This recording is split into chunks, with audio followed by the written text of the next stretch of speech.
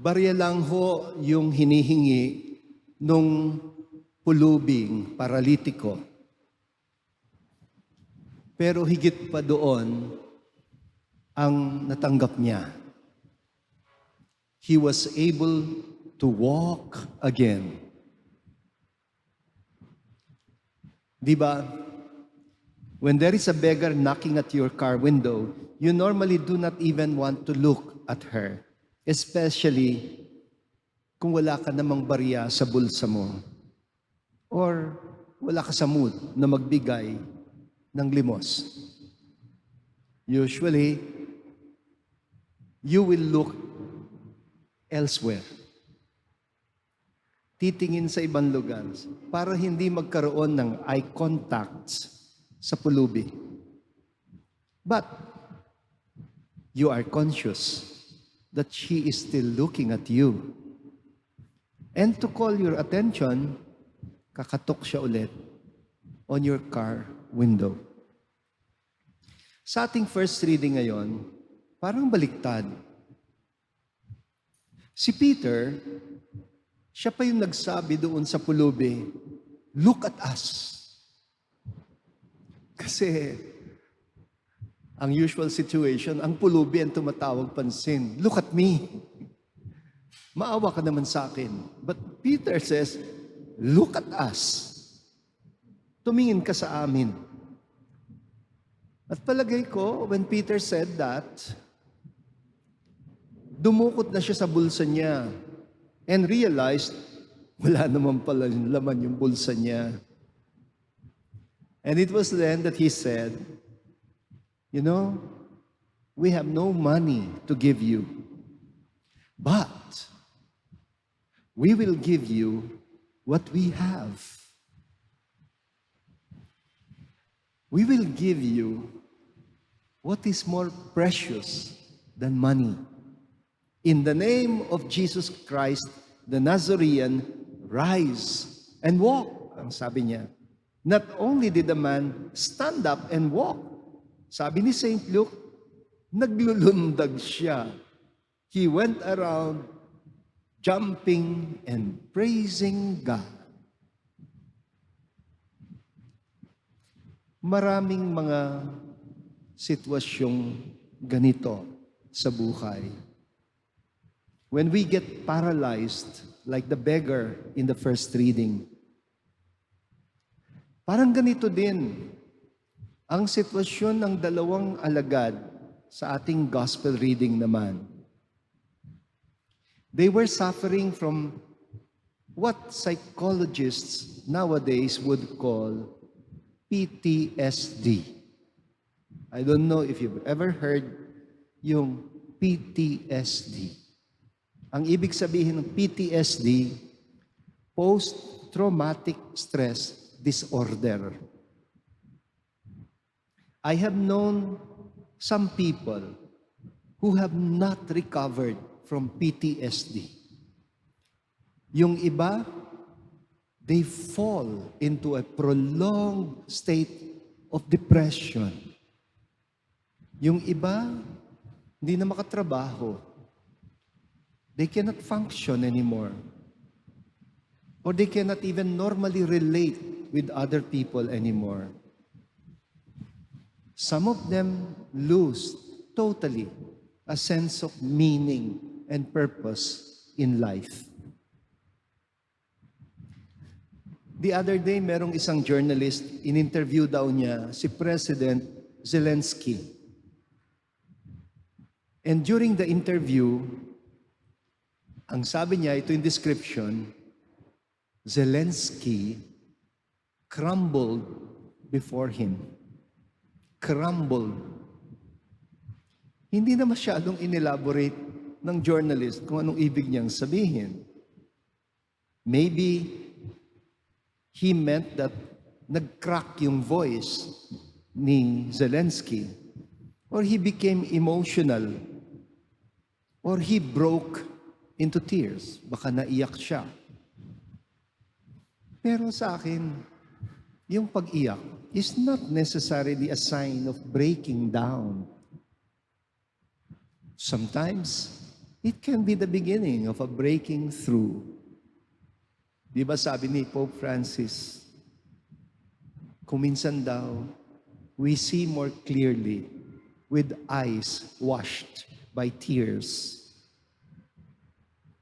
Well, kasi si President Zelensky seems to continue to be very functional in spite of the extremely stressful experience of seeing his people dying every day, being bombarded in many cities in his country being reduced to rubble by Russia.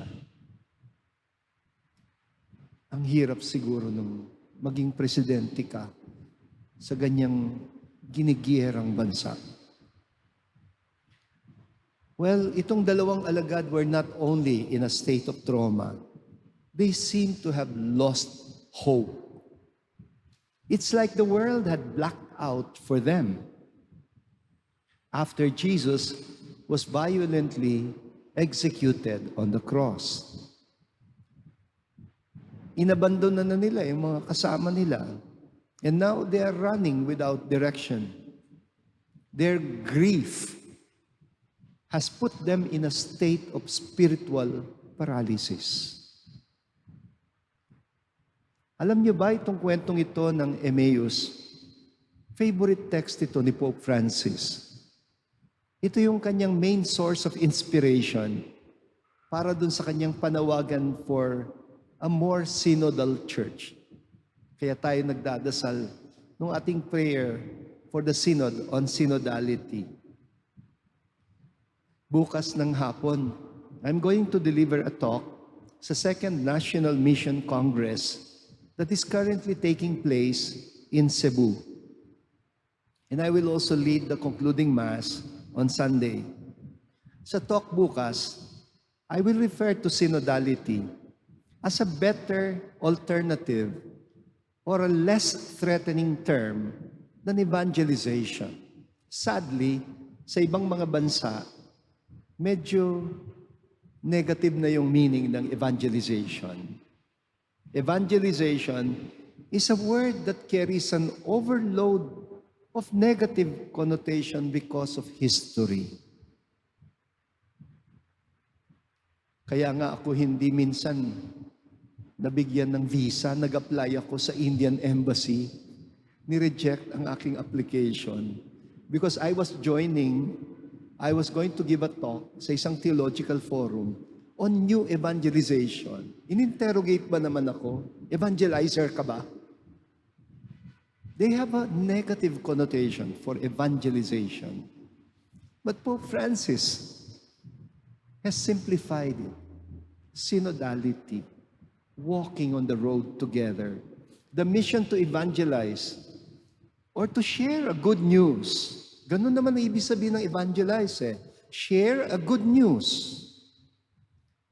Sabi ni Pope Francis, following itong Emmaus story, it begins with a simple act of just accompanying people in their life's journey. Kaya yung description ni St. Luke is that of a stranger.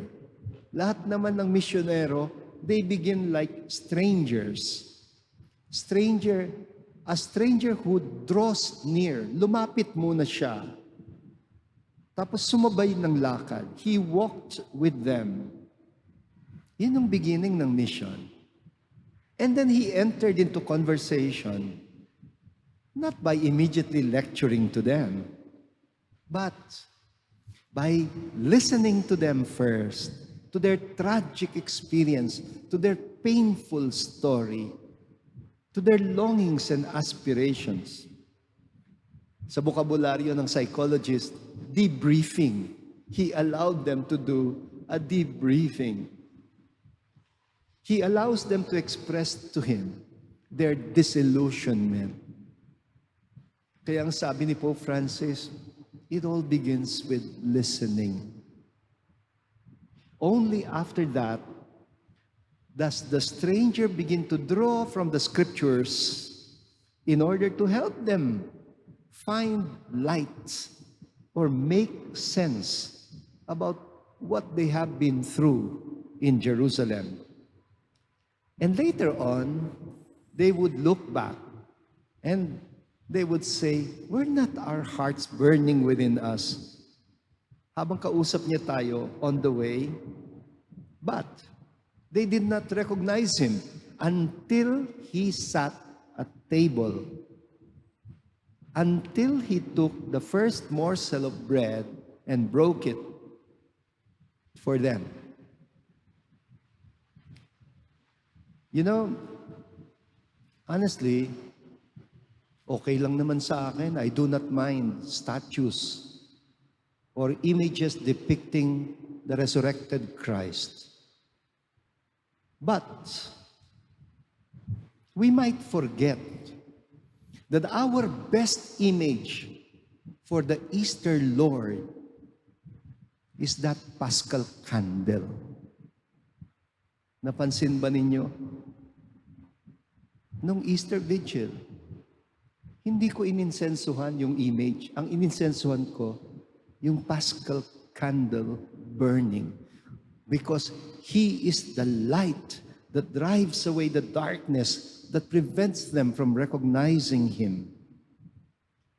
Ang problema sa Kristong muling nabuhay, na nakilala at nakatagpo ng mga alagad, on many occasions, hindi nila siya maiuwi bilang ebidensya. In order to say that He was really resurrected. Ang problema sa Kanya, He appeared and disappeared. I think it took a while before they realized He had not really disappeared.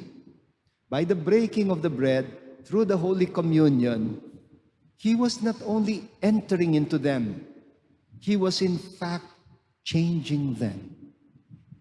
He was transforming them to become His very presence.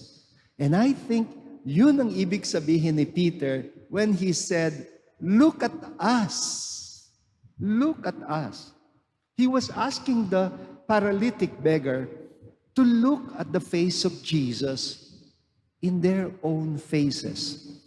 That is why he said, "In the name of Jesus the Nazorean." Instead of saying, hindi na sinabing, kung nandito si Jesus, He would lift you up and make you walk again. Kung nandito siya. Rather, He said, andito siya. In His name, I command you to stand up and walk. In His name. Merong another passage in the Acts of the Apostles, chapter 19, verse 15.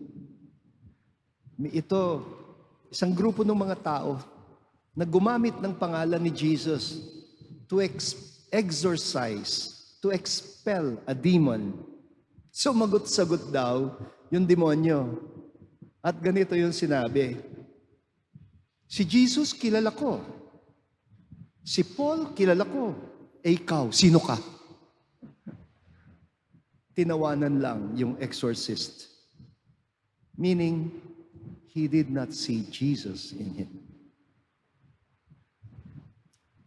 Saint Paul has a good description of participation in the risen Christ's life. Sabi niya, to be a Christian is to say, I live. No, not I. It is Christ who lives in me. We are called not just to proclaim Christ risen, but to be the very face of the risen Christ. Tinawag tayo hindi lang upang ipahayag ang Kristong muling nabuhay, kundi ang tayo mismo'y maging mukha ng Kristong buhay. Only in His light can drive away the darkness around us.